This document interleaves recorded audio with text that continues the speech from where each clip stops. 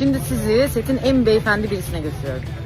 Şimdi telefonu setin en çay bağımlısına götürüyorum. Evet, ben de telefonu setin en güldürenine veriyorum. Telefon benim hakkımda ne söylediler de geldi bilmiyorum ama ben telefonu setin en yakışıklısına gönderiyorum oraya. Hadi bakalım. Şimdi telefonu setin en enerjiğine veriyorum. Pardon, götürüyorum. Hatta getiriyorum. Setin en melankoliyi gidiyoruz. Merhaba, şimdi telefonu setin en telefon bağımlısına götürüyorum. Öncelikle bana setin en telefon bağımlısı denmiş, bu bir yalan. Ben setin en sakır ve en uykucusu olduğumu kabul ediyorum. Setin en anacına veriyorum telefonu. Şimdi telefonu setin en çalışkanına veriyorum. Merhaba, size önce bir şöyle harika Civra limanını göstereyim ve sizi setin en disiplinlisine götüreyim. Buyurun. Herkese merhaba. Şimdi sizi setin en maskotuna götürüyorum.